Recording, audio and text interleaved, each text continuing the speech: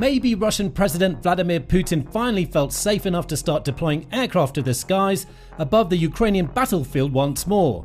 He'd barely used them since the early stages of his invasion, when Ukraine wiped out hundreds of his fighter jets and helicopters. The best estimate is that 370 planes have been shot down, along with 331 helicopters.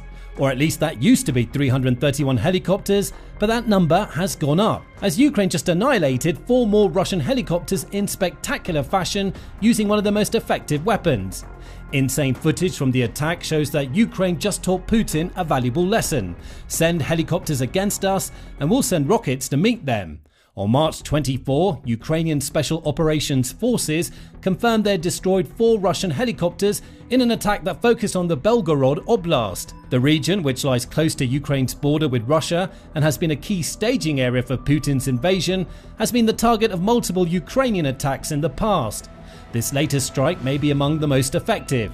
It took out 2 Ka-52 choppers along with a pair of Russia's Mi-8 helicopters at a site Russia established in Belgorod to carry out rapid airborne operations and surprise attacks on Ukrainian forces. The enemy once again believed they were unreachable in the deep rear, said Ukraine's Special Operations Forces in a statement.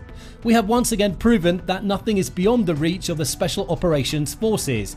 We keep working. With an aircraft launch pad Putin's forces established in Belgorod, well camouflaged and concealed from sight, Russia's leader will likely wonder how Ukraine managed to find it in the first place. The only hint he may have is that Ukraine's Special Operations Forces confirmed they carried out the assault in cooperation with Ukraine's artillery, missile and military intelligence forces. So just how exactly did Ukraine pull off this remarkable attack? The answer lies in 5 words: High Mobility Artillery Rocket System, or HIMARS. One of the most important Western-provided additions to Ukraine's growing military arsenal has just come up trumps again by destroying 4 key Russian aerial assets. HIMARS has been a revelation for Ukraine, since the first 20 or so of the American-made multiple launch rocket systems, or MLRS, arrived during the early stages of Russia's invasion. Ukraine has received more since. It was set to receive 18 more as part of a $1 billion aid package sent to the country back in May 2023. By 2024, it had 39 in operation throughout Ukraine, with all being used to take out key Russian aerial and ground assets. Manufactured by Lockheed Martin, HIMARS is marketed as one of the world's most advanced and affordable artillery solutions. It's essentially a crewed vehicle with an MLRS attached to the back. 3 people, a section chief, driver and gunner, control the vehicle, getting it into position so that it can fire its rockets at an enemy target. Don't estimate the importance of the HIMARS vehicle. It makes what could otherwise have been a stationary artillery unit mobile, meaning Russia will always struggle to track and locate a HIMARS in action. Ukraine can transport it to wherever it needs to be, fire off a string of rockets, and then move the HIMARS away from danger before Russia even knows what hit it. That seems to be exactly what it just did outside Belgorod. HIMARS also has an advanced fire control system, or FCS, that enables it to be operated by just a single soldier. The full crew of 3 is ideal, of course, but if some of those crew members are taken out, any remaining can use the FCS to load and unload the system's rockets. That FCS also includes video, keyboard control, a gigabyte of program storage, and global positioning system, ensuring the missiles fired by HIMARS are deadly accurate. Speaking of those missiles, HIMARS can launch the entire range of the MLRS munitions family, according to Army technology. This includes standard MLRS rockets, the extended range version of those rockets, and even the long-range ATACMS missiles Ukraine has been using to target Russian positions inside Russia itself since November 2024. A basic HIMARS M26 rocket can travel up to 19.8 miles before touching down on a target. The extended range variant ups that distance to 27.9 miles while also improving the HIMARS area of influence, which is the radius around the launcher that falls within its operational capabilities, by 107%. Other rockets extend the system's range to 43.4 miles, and if Ukraine uses HIMARS to fire ATACMS, it can hit targets up to 186 miles away, depending on the block of missiles used. Given that Belgorod is in Russian territory, it seems likely that Ukraine used ATACMS to take out the 4 helicopters. Alternatively, it may have driven its HIMARS launcher right to the Ukrainian border and used extended range MLRS rockets to devastate Russia's choppers. Speaking of driving, the HIMARS vehicle is just as important a part of the package as the MLRS strapped to its back. Each vehicle weighs 24,000 pounds, which is just over half as much as the 44,000 pound vehicles the US military previously used for its MLRS M270 launchers. That lower weight amounts to greater mobility on the battlefield, allowing HIMARS to move at speeds of up to 52 miles per hour over a maximum distance of 298 miles. If you're wondering why Russia is having such a hard time taking out these powerful artillery systems, you now have your answer: it can't catch them. Add to that some armor that offers protection against small arms fire and artillery shell splinters, and you get a weapon system that Russia may not even be able to take out, even if it finds and shells the HIMARS. There's new video footage that gives us the full picture of how Ukraine just used this amazing artillery system. Shared on Reddit, the footage starts with a black and white aerial view of Russia's camouflaged airfield. Markers on the video point out the 4 Russian choppers, which are all near one another. That may have been Russia's first mistake, as HIMARS is capable of firing cluster munitions which detonate and then scatter small munitions, referred to as bomblets, around a small area. If there are multiple targets too close to one another, a single cluster shell can take them all out in one go. After a quick cutaway, the footage resumes. What's likely a Ukrainian first-person view drone hovers over the hidden Russian airfield as a massive explosion sparks up. That was the result of the first HIMARS rocket scoring a direct hit on one of the helicopters. Seconds later, another explosion follows, one more chopper taken out. Then a third. This time you can see the powerful HIMARS rocket streak through the skies briefly before it hits a helicopter. One more explosion and the attack is done. In the space of about 15 seconds, Ukraine destroyed several key Russian assets Putin hoped to use to launch more assaults outside Belgorod. What were those assets exactly? The HIMARS strike took out 2 Ka-52 Alligator choppers and a pair of Mi-8s, both of which are quite formidable. The Ka-52 is an attack helicopter typically crewed by 2 people. It operates in all weather conditions and essentially a twin-seat variant of Russia's Ka-50 attack chopper. The helicopter is fast, maneuverable and capable of taking out several types of targets, including unarmored ground targets, low-speed aerial targets such as drones, and infantry who are on foot. Russia also deploys the chopper as a surveillance platform and has been known to use it as a flying command post when it deploys groups of attack helicopters. Built into the chopper's cockpit is a heads-up display that gives the pilots a view of their surroundings, alongside 4 SMD66 multi-function displays and some image intensifiers. Pilots also have access to a GPS receiver used for navigation. The Ka-52's maximum takeoff weight is around 23,800 pounds, which is high enough to tell you something important. The chopper is loaded with weapons. Specifically, the starboard side of the chopper is home to an MPPU-80 movable gun mount, which holds a 2A42 30mm automatic gun. The helicopter also has 6 wing-mounted external hardpoints onto which Russia can pack other weapons to make the Ka-52 an even more terrifying attacking force. Those weapons can include the VIK-HR, which are anti-tank guided missiles used to decimate Ukraine's mechanized units on the ground. The hardpoints can also hold the B-8V-20 rocket launcher, which fires unguided 80mm rockets for aerial and ground bombardment, along with Russia's Attacker laser guided missiles. More recently, Russia has started equipping the chopper with its Izdilia 305E air-to-surface missiles. They're capable of hitting targets up to 9 miles away, allowing the Ka-52 to hover just out of sight while it delivers laser-guided explosives. Those missiles have seen use during Putin's Ukraine invasion, meaning the destruction of 2 Ka-52s has just removed a potent weapon from Putin's arsenal.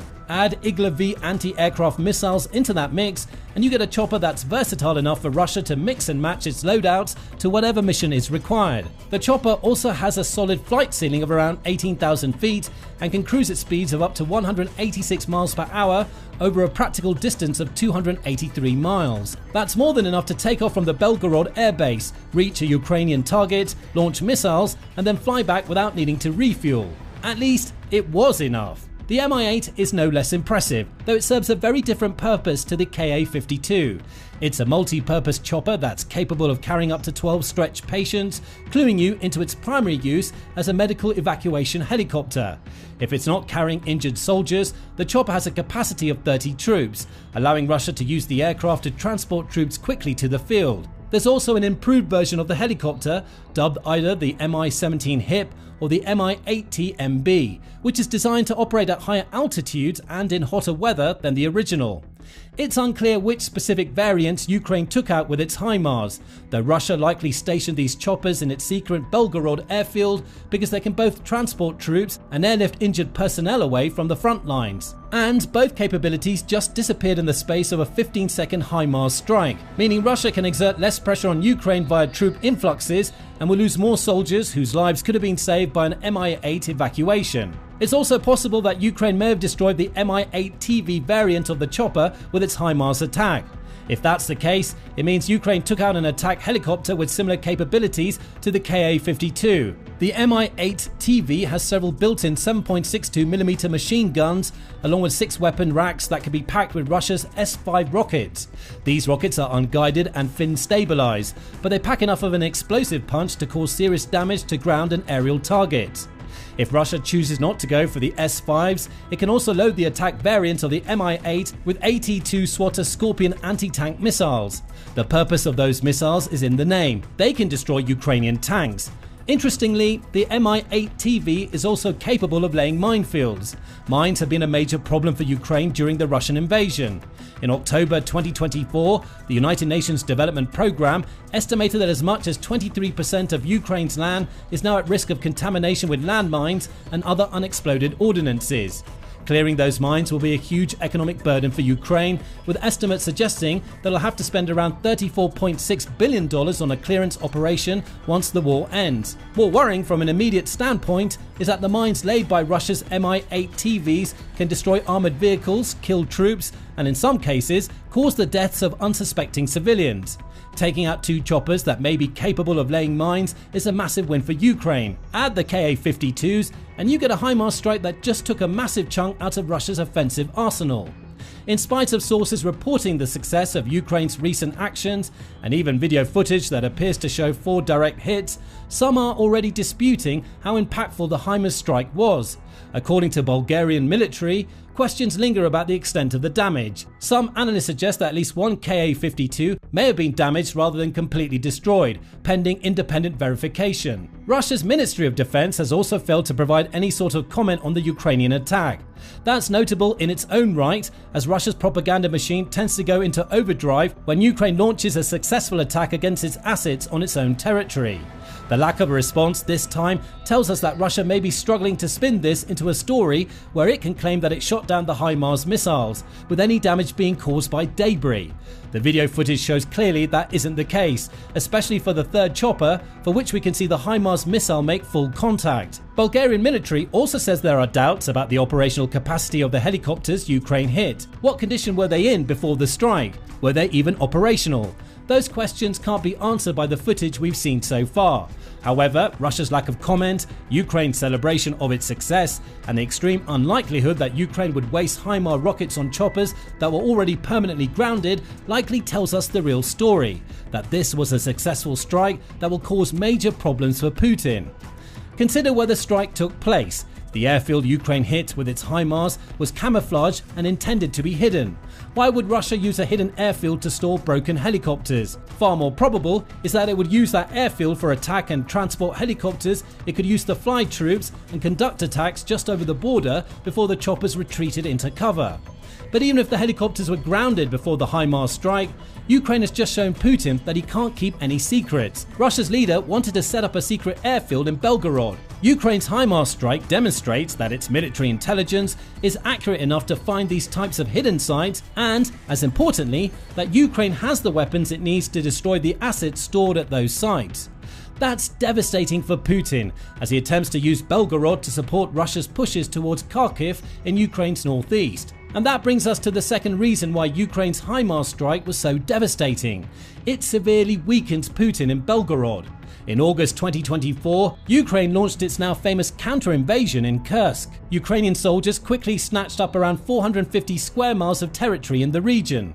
The invasion was so successful that it forced Putin into bringing in North Korean troops that he's been using since the end of 2024 to try and push Ukraine's soldiers out of Kursk. Putin's counter-offensive is working, slowly, but it's also led to a neighbouring territory becoming weaker as Putin dedicates more of his resources in Kursk. Belgorod is that territory. Newsweek reports that as Ukraine's grasp on Kursk shrinks, it's focusing more on carrying out cross-border attacks in Belgorod. These attacks seem to culminate with a brief excursion over the border on March 18. Russia claims Ukraine sent 200 soldiers and 5 tanks into western Belgorod, focusing specifically on a pair of villages that are just south of Kursk. These are a few reasons Ukraine may have done this. It's likely trying to force Putin to stretch his troops in South Russia, which means diverting soldiers away from Kursk. That puts Putin in a catch-22 situation. He either slows down his assault on the Ukrainian positions in Kursk, which relieves pressure and gives Ukraine a chance to rearm and counter Putin's efforts, or he ignores what's happening in Belgorod and keeps all of his focus on Kursk. That could give Ukraine the chance to carve a pathway through Belgorod, allowing it to set up a supply line between North Ukraine and South Kursk. Plus, any territory Ukraine captures during its Belgorod excursions will only force Russia to expend even more troops in the future. It's a lose-lose scenario for Putin. The March 24 HIMARS strike seems to be in support of Ukraine's Belgorod efforts. By taking out Putin's choppers, it's also limited Russia's ability to attack Ukrainian soldiers who cross the border. Combine that with the loss of the choppers, meaning Russia also loses its ability to stage its own cross-border attacks, and you get a very effective strike. Of course, Russia claims to have destroyed the vast majority of detected forces and assets, which included a Western-made Leopard tank. But we don't know how true that is, and it clearly hasn't stopped Ukraine from targeting Belgorod. Putin may have a new Kursk-sized problem on his hands sooner rather than later. That'll be devastating to Russia's leader as he continues his campaign to reclaim Kursk and take away a key piece of Ukrainian leverage for future peace negotiations. Ukraine's HIMARS strike also reinforces an issue that has plagued Russia since it first invaded Ukraine. Russia simply can't establish aerial dominance against Ukraine. That's been one of the most remarkable aspects of Putin's invasion because it seems, at least on the surface, that Russia has a huge advantage in the aerial department. As global firepower, which ranks 145 nations annually based on their military strength, points out, Russia's air force is massive compared to Ukraine's. Russia has 4,292 aerial assets compared to Ukraine's 324, a difference of almost 4,000 that Putin has failed to make count at any point during his invasion. Ukraine's HIMARS strike shows us why Russia has struggled to obtain aerial dominance. Clever use of aerial defense systems and drones has allowed Ukraine to inflict serious damage on the assets Putin brings close to Ukraine. The situation has gotten so bad for Russia that it's being forced to use some of its most advanced aircraft, such as the Su-34 fighter jet, as little more than aerial bombers that fire glide bombs at Ukraine from hundreds of miles behind the war's front lines. For its part, Ukraine has found increasing success with its growing fleet of aerial drones and its intelligent use of artillery and missile systems such as HIMARS. Putin likely believed that setting up secret airfields close to Ukrainian territory would allow him to finally start using his strong air force to hurt Ukraine. Now, that isn't going to happen. 4 of his best choppers lie in ruins, and Ukraine knows exactly where the Belgorod airfield is. If Putin is dumb enough to send more aircraft to that base, they'll likely face a similar fate to the 4 choppers that Ukraine just wrecked. But what do you think about Ukraine's massive HIMARS strike in Belgorod? Is it a sign that Ukraine is planning to launch a stronger invasion into the region, forcing Putin to either divert forces from Kursk or risk losing territory in Belgorod? Do you think Ukraine has its eyes on other airfields that will soon become HIMARS targets? Let us know in the comments and subscribe to the Military Show for the latest news about Ukraine's devastating attacks against Russia's forces. We're an independent, up-to-date source on military developments around the globe and greatly appreciate your support.